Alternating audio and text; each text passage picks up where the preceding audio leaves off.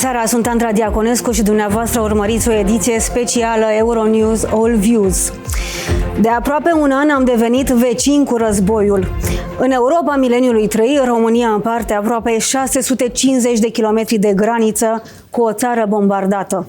Milioane de ucraineni au fugit din calea războiului și s-au refugiat în Europa. Alte milioane stau și îndură ororile războiului. Întregul continent participă însă la o luptă emoțională, economică, o luptă cu scumpirile și cu lipsa resurselor. Ne uităm cu toții la destine frânte, la declarații îngrijorătoare și încercăm să înțelegem ce va urma după acest exod fără precedent de femei și copii. După blocarea exporturilor de cereale, după deciziile guvernelor de a aloca sume considerabile pentru înarmare și după pierderea a miliarde de euro. Pentru noi, deveniți într-o noapte vecini cu războiul, atacul Rusiei asupra Ucrainei a scos la iveală temeri îngropate adânc, dar și un tsunami de solidaritate și compasiune. Noi, vecinii războiului, am gestionat o parte din efectele lui. Refugiați, inflație, scumpiri, sancțiuni, crize politice, probleme în lanțul global de aprovizionare. Și nu în ultimul rând, noi, vecinii războiului, am înțeles ce înseamnă adăpostul sub umbrela NATO și a Uniunii Europene. Rețeaua Euronews, din care face parte și România, alături de Bulgaria, Serbia, Albania și Georgia, a lucrat la o serie de reportaje pe care le-ați urmărit în această săptămână la televizor și pe euronews.ro despre percepția oamenilor la aproape un an de la război. Campania Vecini cu războiul este despre români, despre albanezi, despre bulgari, despre georgieni, despre sârbi, despre întreaga Europa și întreaga lume. Încă din prima zi, 24 februarie, cel mai aglomerat punct de trecere a frontierei în România a fost Siret. Tot acolo, oamenii de rând au mers să le ofere ajutor vecinilor, de la un ceai cald la transport sau cazare. Dumitru Iavorinciuc a fost voluntar încă din prima lună de război. S-au auzit și bombardamentele, s-au auzit sirenele, care în Cernăuț răsună aproape zilnic. Printre primii oameni ajunși în vama Siret pe 24 februarie este Corina Damaschin. Imediat ce a aflat că e război, s-a dus acolo. Prima familie văzută, părinți și un copil de 2 ani. Atunci am început să pun foc în sobri și am zis că pun foc în sobri, dacă vin oameni să pot ajuta. Nu am crezut niciodată că necesitatea va fi atât de mare. Pe plajă la Sfântul Gheorghe a eșuat o mină. A fost detonată chiar la mal. Alte 4 mine au fost distruse în apele Mării Negre, iar la țărm ajung din când în când bucăți de metal. Autoritățile fac apel la toți cei care își desfășoară activități pe mare sau pe plajă, așadar pe uscat, să fie foarte atenți cu privire la orice obiect suspect pe care îl observă. Țările apropiate războiului din Ucraina suferă fiecare, fie din cauza creșterii galopante a prețurilor, fie de teama că vor rămâne fără gazul venit până nu de mult din Rusia. În Albania, creșterea prețurilor la combustibil și la alimente a dus în doar câteva luni la o majorare a prețului tuturor celorlalte produse. Dar cât de mult au fost afectați cetățenii din Albania de impactul economic al războiului? Shumë shtrenjt. Sidomos me pensione që kena janë shumë shtrenjt më nat. S'ka të luftët të që nuk e di si i shpjegohen të që ajo, po si të qoftë vaj që ato që vinë që de konsum. Ka filluar të marrë masat e dura.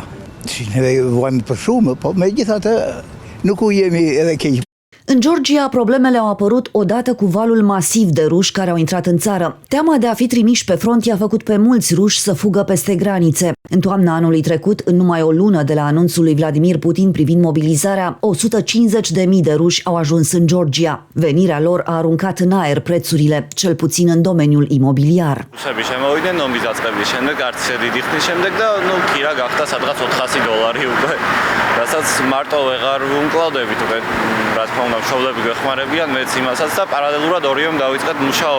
Războiul din Ucraina a adus o mare problemă și pentru Serbia, aprovizionarea cu gaz natural. În acest domeniu, sârbii depind în totalitate de ceea ce livrează Gazprom, așa că autoritățile de la Belgrad au căutat o cale de mijloc, să respecte parcursul Serbiei spre Uniunea Europeană, dar nici să nu lase țara fără gazul care vine din Rusia.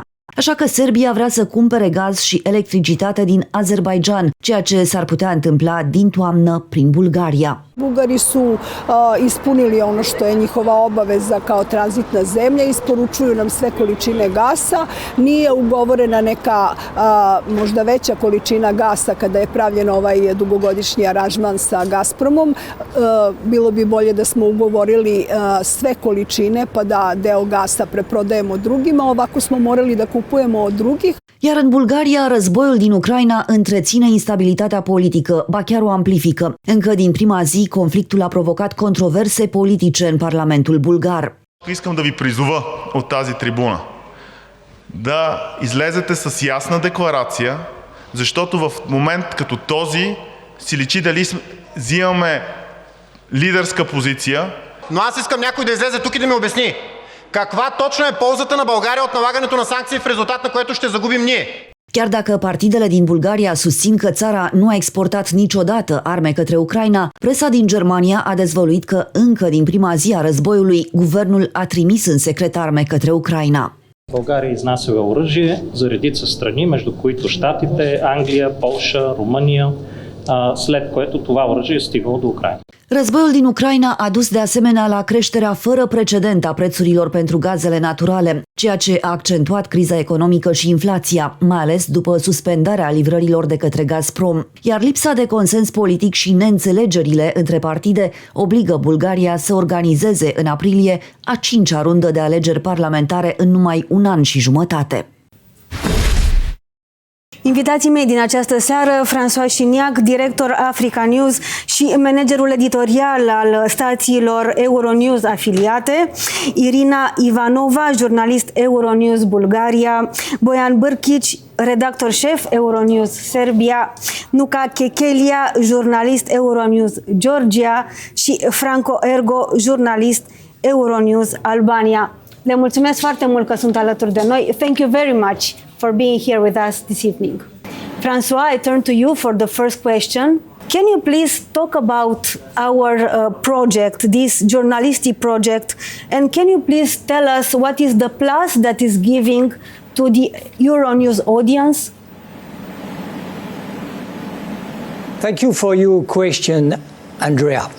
When we talk about audience, we talk about diversity of point of view. Since 2018, as you know, Euronews has launched 5 news channel branded affiliate based on the credibility of Euronews. These 5 affiliate channel has shown their credibility of their content, their credibility to deliver trust and independent national news. Their audience for almost a year has been impacted by the conflict, an economic, political, social and security impact, as you already underlined in your introduction, but also a human impact, Andra. Behind the news, there is a daily life of women, men, family, and it was crucial that the reporter of this channel offer an original, ambitious national angle in line with the means, the seriousness and the credibility of this network of affiliated channel where the newsroom are daily basis in contact with their audience. So we're turning to the particular case of Bulgaria. Irina, thank you very much for being here. And please tell me about the political crisis that Bulgaria is seeing for the past 5 elections and how much it affects the decisions on the political level, on the authorities level, and of course, how it impacts the citizens. In the last few years, Bulgaria has moved away from the traditional two-party coalitions, and now the fragmentation of the vote means only a coalition with 4 parties became possible. But this formula proved to be a real hurdle for Bulgarian politics, especially in regards to weapons aid for Ukraine. The pro-Russian party БСП, Bulgarian Socialist Party, blocked the decision with applause from our president, Rumen Radev. And as most of Europe now knows, thanks to Die Welt, the pro-Euro-Atlantic party, продължаваме промяната, or we continue the change in English, did send weapons in secret via third countries. But the Petkov government still didn't manage to survive a year. In the final weeks of his government, the Council of Ministers decided to expel 70 Russian diplomats from our country. And in fact, the war is causing political controversy since the very first day of the war. Certain parties in the parliament, such as БСП and the pro-Russian far-right revival, immediately stood against the imposition of sanctions on Russia. And I can quote one of their representatives who said on national TV a few days ago that his only regret is that Putin did not achieve a blitzkrieg in Ukraine. Here I have to mention that this party is a minority in our parliament. And regarding the normal people, as the parliament, our society is basically divided into pro-Russian with nostalgia for the Soviet time, but also in the same time under the impact of fake news, under the impact of disinformation, and the other half that is pro-European and are against the war, that support Ukraine and the arms supplies.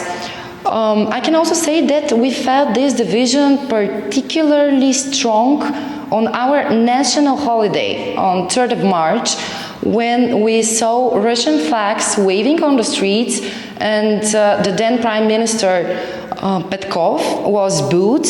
But on the citizen level, there is, as other parts in Europe, we are experiencing the economic impact. The inflation, the higher prices, the higher energy prices, the higher prices of the food. But in the same time, some Bulgarians have been extremely active in providing both aid to Ukraine and help for Ukrainian refugees. We had numerous campaigns for support despite loud anti-Ukrainian rhetoric from Moscow's local proxies.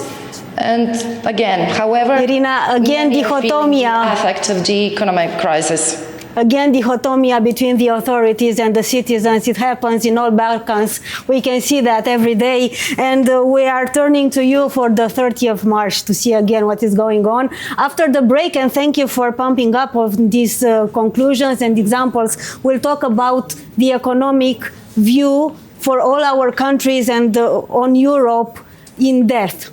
Bojan, I turn to you. We remain on this perception regarding the war, and I want to ask you, how is Serbia looking at the war? Because we see contradictory messages from here, from Romania or from Europe.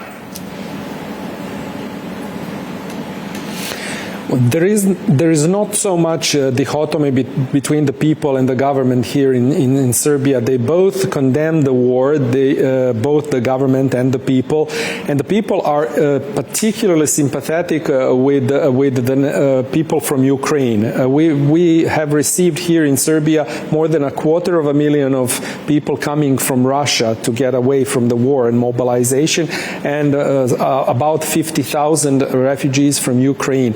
Those Ukrainians have been received very well by the Serbs. Actually, the Serbs believe that they understand them better than anyone else, because we have heard those air raid sirens ourselves in 1999. We know what it means and what it feels to be bombed when NATO bombed Yugoslavia at the time. So those families and individuals from Ukraine who came here were very well received. We had an example here in Euronews Serbia of a family which came without the father, of course, came to Belgrade, and the Viber group of the neighborhood organized themselves to bring them everything, food, clothes, and to keep them company, to watch their kids when they had to go somewhere.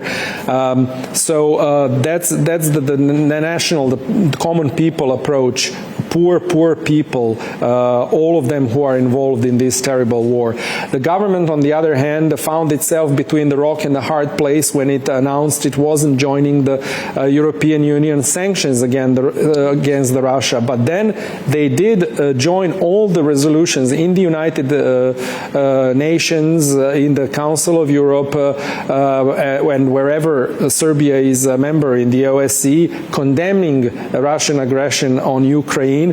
And the government here reiterates and repeats many times that Serbia respects the territorial integrity and sovereignty of Ukraine. For Serbia, Crimea is Ukraine, Donbas is Ukraine, and no doubt about it, except that Serbia does not want to introduce sanctions, and quotes mainly two reasons. One is that moral reasons. We, the Serbs, were in the 90s under very harsh sanctions where even medications were prohibited from being imported into Serbia. So we understand that all sanctions hurt mostly ordinary people and not the politicians who make decisions. But more than that, Serbia depends a lot on the vote of Russia in the Security Council when it comes to its unresolved issue of Kosovo.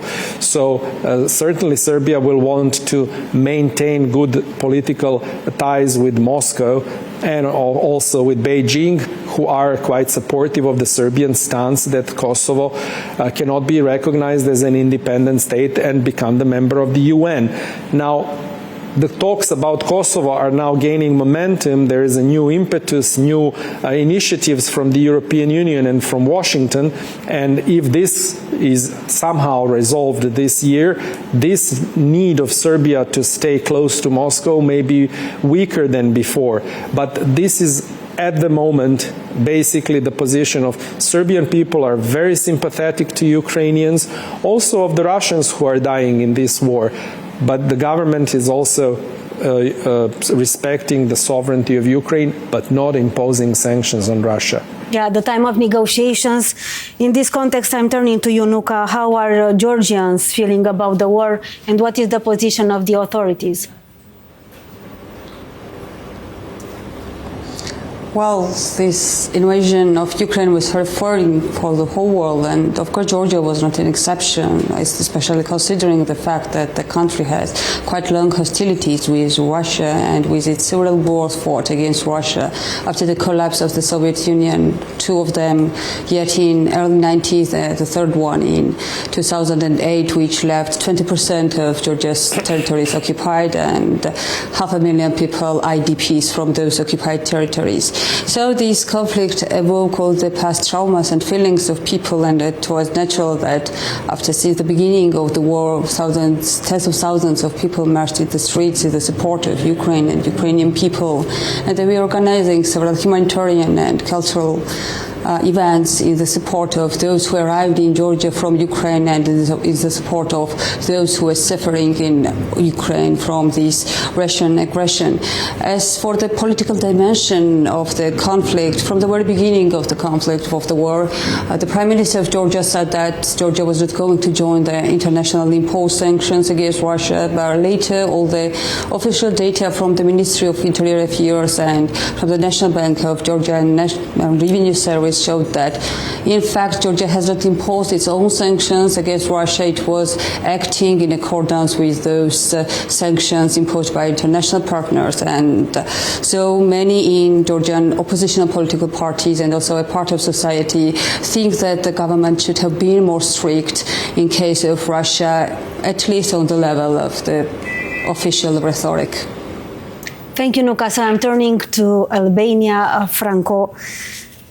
How do you feel on the political level on the war, and how is also the authorities? How are the authorities in Albania coping with this new reality? And I'm asking this in the economical context because I've seen in the package that we broadcasted from your story, your example, that you didn't have such a big inflation, highest prices for 25 years. So how is going on in Albania? This is true. What you said, Andrea, is completely true. But I wanted to underline a few issues that I guess are important to present what Albania and Albanians are thinking about the war between Russia and Ukraine. We should take into consideration the fact that Albania is a NATO member country. And last year, Albania and the European Union started the negotiations for Albania to move closer to the full EU integration. So basically, the entire political landscape in our country is fully supporting Ukraine in its war against Russia. This war is considered an aggression that is being waged against a fully independent country. I have to underline the fact that in full conformity with the EU foreign policy, Albania has imposed sanctions as well on Russia and the Russian individuals. But it is worth underlying the message that Albanians are in full support of Ukraine. There isn't a single political party or a single individual, even so, who is expressing support for Russia's aggression. I followed with great attention what our Serbian colleague mentioned earlier. This is another important element that here in Albania, the entire population is following closely. The latest round of negotiations between Albania and Kosovo and Serbia under the guidance of the European Union and the EU special envoys. Basically, the political climate in Albania is like this. There is an understanding that the war between Russia and Ukraine has urged the West, including the United States of America, to find a solution to the crisis or the unresolved issues between Kosovo and Serbia. And people here are following with great interest what the international emissaries are doing in order to find bridges and to find a final agreement between Serbia and Albania, probably regarding the mutual recognition. And finally, you mentioned it, and you were completely right. The impact of the war in Albania is felt economically. The most affected sector is obviously the fuel prices, and as all over the world, especially in this part of the region as well. But apart from that is the fact that the fuel prices, which have increased dramatically, have impacted as well the food supplies. The prices of the food supplies have gone up, and this is something that the Albanians are feeling. According to the latest report from the Bank of Albania, in December, the inflation reached 8%. I just wanted to confirm what you said earlier, that this is the first time this figure has reached 8% since 1998, basically, when Albania went out of communism and was in its first steps to construct the market economy. Franco, please, thank you, and let me stop you right here because we'll take a short break and we come back after this short break and we'll talk about in-depth economics crisis. What are people in all our countries, what are people in Europe thinking and experiencing after all the prices has gone up, and we see social movement very, very strong across Europe, especially France, Belgium, Great Britain. We come back. Revenim în doar câteva momente.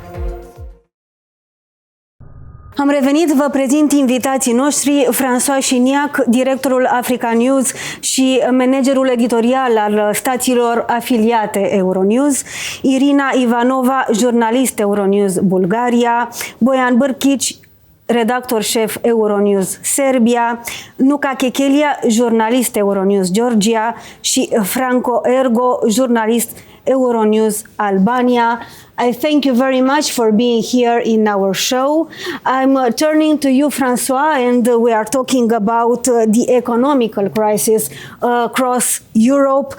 Please tell me, how is Europe coping with the war and all the problems that it brought, and how does it feel, this situation from Lyon in France? Before to answer to your question, Andrea, I just want to underline one again the wealth of the different editorial approach of all the affiliate, Euronews affiliate, all the editor-in-chief or journalists who answer to your question give their approach from the national issue they face because of this war. And it was real wealth for all the network of this affiliate. Come back to your question. As you know, Andrea, there is a European approach linked to the European Union and its economic, political and security sanction.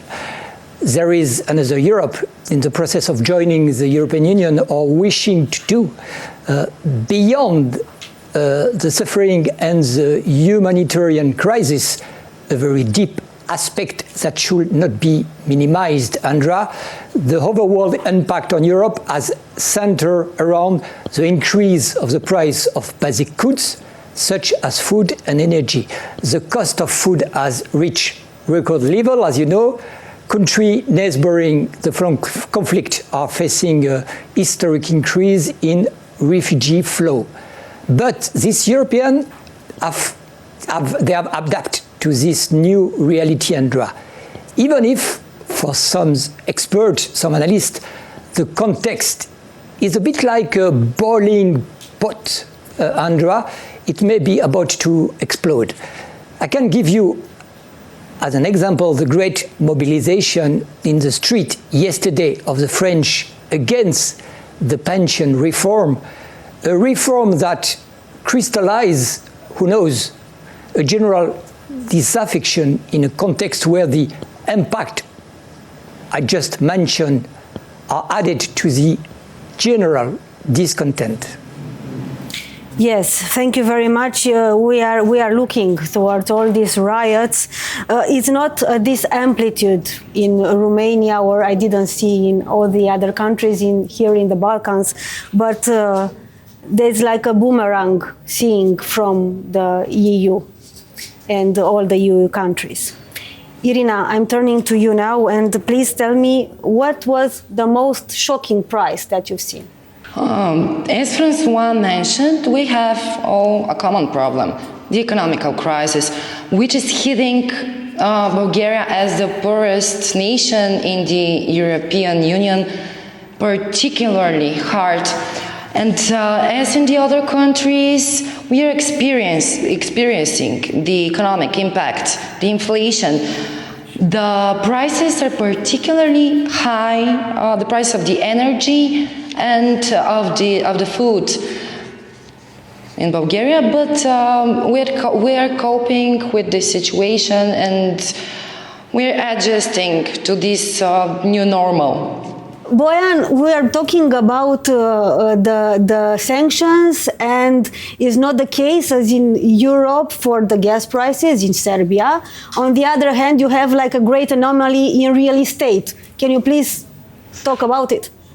Yes, of course. When we talk about the energy sanctions, yes, Serbia was the last country to stay in this regime of long-term gas supply contracts with Russia long after every other European country abandoned this concept. And it did allow Serbia to get part of its gas cheaper, but after the many packages of European sanctions, it became less relevant because the transport and import of gas gas at any price from Russia was banned. So Serbia was searching for diversification for other sources, and our president Vučić participated in the opening of interconnectors between Turkey and Bulgaria, and virtually today between Bulgaria and Serbia, hoping for some Azeri gas and so on and so on. But yes, as you mentioned, the biggest anomaly came in the real estate sector, even though I have to say that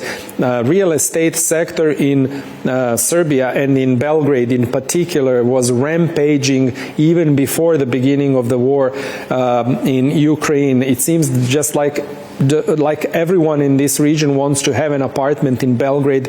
Enormous amount of housing is being built in our capital, and whatever is built is being sold quickly, and this surge in demand actually increased, of course, the prices. It's the axiom of economy: the higher the demand, the higher the prices. So euros a square meter. We have reached some figures that we thought were not possible. We just got some statistics from the agency which follows the real estate, and they tell us that recently one parking space in a garage in a wider downtown area of Belgrade was sold for 59,000 euros, and the most expensive apartment was sold for 11,000 euros for a square meter. Now that matches some big old European capitals, and I have to say that those 250,000 of people from Russia and Ukraine who came here may not have inflated these prices even more, because the refugees usually don't seek to buy apartments, although some of them did, and it did have an impact. But the biggest impact is actually in the price of renting an apartment, because a lot of people, even before the war, from all over Europe and even from the world, were buying apartments in Belgrade to rent them, because it was more profitable than putting money in the banks. In previous period, you know that the interest rates in the banks were very low, even negative, so it was better to buy some apartments in Belgrade and then rent them. Now with the arrival of 250,000 of people who needed housing, and they were renting, the first wave of people coming from Russia to Belgrade were digital nomads who are usually very well off. They were not asking they were not inquiring about the price. They were agreeing to any price, and I know apartments in Belgrade being rented for 2,500 euros a month. Now, so if you're a student in Belgrade, you stay. Ordinary people from Serbia.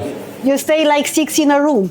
If you're a student in Belgrade, you will find another 5 students and rent an apartment in the outskirts of Belgrade with 6 of you will split the rent. That's what they do if they can find an apartment, which you can imagine creates other problems, because not all of the people want to rent an apartment to 6 students. Yeah. But it's a big problem. It's a big problem to find and rent an apartment in Belgrade. What's the case in Georgia, Nuka? What's the case with the real estate? Well, the prices in Georgia are also skyrocketing on real estate immediately after the invasion began, and the first flow of Russian citizens started in Georgia yet back in February, and then after Vladimir Putin declared mobilization. Since then, at about 1.5 million Russian citizens crossed the state border between Georgia and Russia, and the demand on real estate in Georgia, and especially in big cities in Tbilisi and Batumi, is so high that the real estate market cannot cope with this problem. So there are almost no left any flats in Tbilisi for hiring or for buying. So, and it was not only the real estate on which the prices became so high, it was also food products and also several services where we cannot directly connect the case to the Russian influx in Georgia, or the influx of Russian citizens. It can connect it to the war itself. And although the official data show that Georgia Georgia has quite significant economic growth. I can say two-digit economic growth. It hasn't affected on the lives of the ordinary people in Georgia. And Franco, you are closing this conversation on the economic level. You were talking before the break on several aspects, particular aspects. What is the case in Albania with real estate? And please tell us what is the most expensive common product now. Actually, I would say, Andra, that the main impact that this war is having on the ordinary lives of the Albanians is the impact that it has on fuel. And having in mind the fact that the transport is affected by higher prices, it is translated into price increases in almost every product that we consume in this country. So I would, for example, just mention the fact that sometimes a loaf of bread is doubled only during this period, precisely because of the impact that fuel, which is mainly imported from outside, is having on the daily life of the ordinary Albanians. Electricity as well is having in mind the fact that before the war, a huge quantity of wheat and grain was imported from Ukraine. Now Albanians, companies and government have to find other options to bring it to this country. So again, the fact that you have to diversify your way of bringing in wheat and grain has influenced the prices. Of course, it has another impact on the property houses, but I would not connect it with what is happening in the war between Russia and Ukraine. The prices have gone up, but mainly because of the internal reasons, and I don't think I would be able to give you figures that can be remotely close to what our Serbian colleague mentioned earlier in Belgrade. But of course, during last year, we were familiar with another impact that this war had. Albania is slowly turning into holiday destinations, and a lot of citizens from Eastern Europe, from Poland, from the Czech Republic, Slovakia, etc., are coming here to spend their summer holidays. But I was told from many agencies, tourist agencies, that these packages were cancelled because of the war and because of the fear of the citizens of that part of the world to spend more money during these difficult situations. So probably this is in a nutshell what is happening in this country in terms of the economic impact. I would like to mention one last item, which is the electricity prices. Fortunately enough, Albania's production of electricity is based on hydropower, and this has been fortunately enough a rainy season, so the Albanian government has been able to subsidize the increase of price in terms of the electricity that the ordinary Albanians consume in their places, in their houses, in their flats, and the businesses that are about to produce their daily product. So far, this has been the situation, and obviously the impact is present, but probably it's not as aggressive as it is in the countries that our colleagues explained earlier. I want to thank you very much to you all for this ultrasound of the Balkans and for showing the realities in each country, and for the Euronews opportunity, of course, of bringing us together for our audience to see all views media material. Thank you very much again, and I want to tell to my public that we work every day and we meet every day online, on call, to talk about our shared experience and to see all the picture in order to understand better the reality of our lives. So thank you very much again. Thanks. Thank you very much. Doamnelor și domnilor, ați urmărit o ediție specială Euronews All Views. Vom continua în toate programele Euronews să aducem toate perspectivele, să arătăm care sunt fețele realităților din țările Balcanilor, din Europa de Vest și modul în care sunt ele percepute de fiecare dintre cetățeni.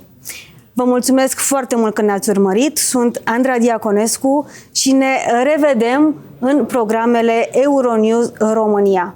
Rămâneți alături de noi și, bineînțeles, pe euronews.ro și toate platformele digitale. Numai bine!